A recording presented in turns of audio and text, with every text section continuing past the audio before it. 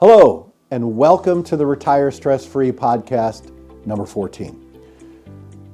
You know, most of the people that I work with do not have a pension. You know, we're not that lucky. They don't work for a federal, city, state employer.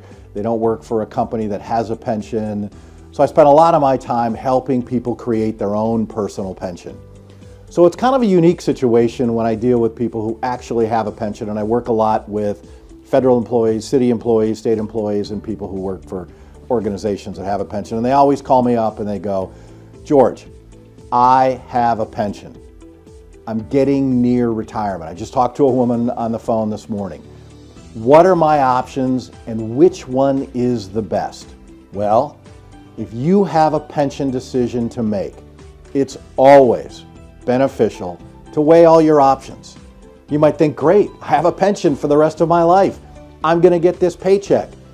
But sometimes by not taking the pension income option, you could be better off. What do I mean by that? Wait, not take my pension? Are you crazy? Well, in some instances, you might be able to exercise a full or partial rollover to an IRA. You could possibly, and I mean possibly, get more income and more benefits, which is why you have to look at all your options, both the options inside the pension and outside the pension. Because you could use a SPIA or a DIA or a FIA with a guaranteed limit living income benefit. What does that mean? You know, in the category of lifetime income, there are three options that basically fit. What if your client has the option to choose one? Which one would you pick? So let's get into it. If this is an option, it's normally due to the employer offering the pension or buyout option. Well, we see this often because there's a lot of internal rising costs of private pensions. Because many didn't project life expectancy as high as what is actually happening. That's causing higher internal costs. So, if you have this option, what direction is the best direction to talk? Well, you know what? Let's talk about what you need to consider. Well, call up your pension and find out, when I retire, what are my pension payout options? Most pensions have a single or joint option. Joint option usually comes with payout selections such as joint with a 75% payout to my spouse, or 50% payout, or 25% payout. Does my pension come with any inflation options? Normally no, but some do.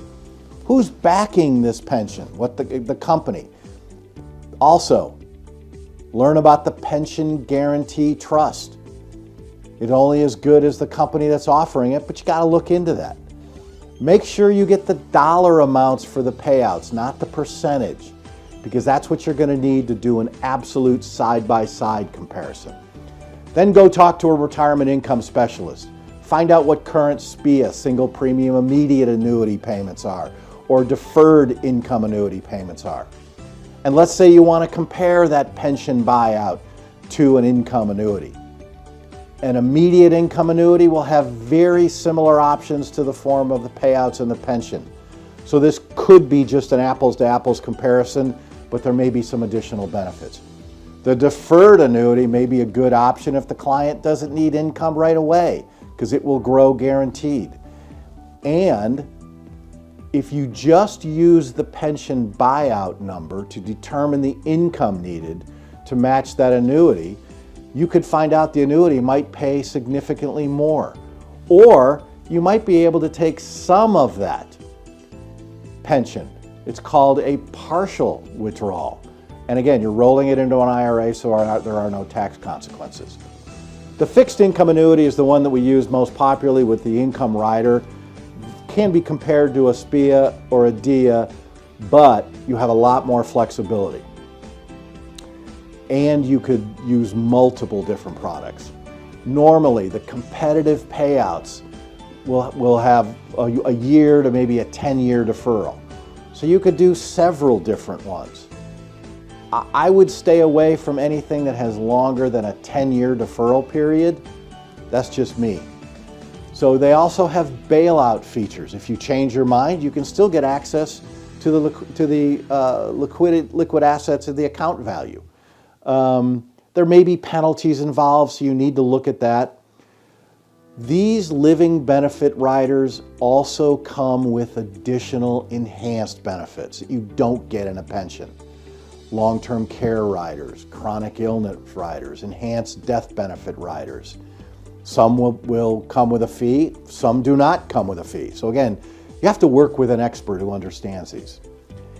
And the way to position these products should always be, what does this guarantee me, not necessarily the bonus.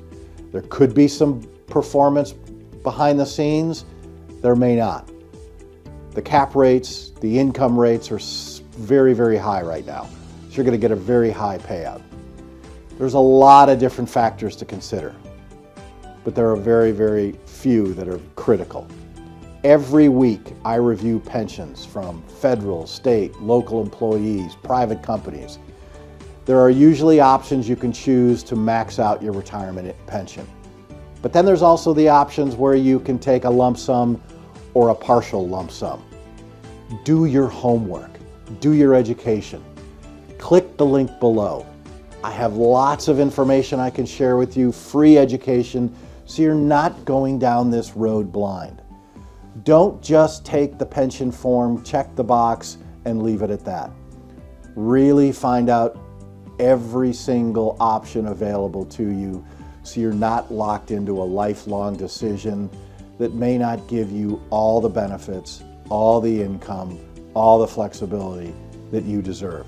Congratulations on your pension, but let's take advantage of how you can maximize it and retire stress-free. Click the link below.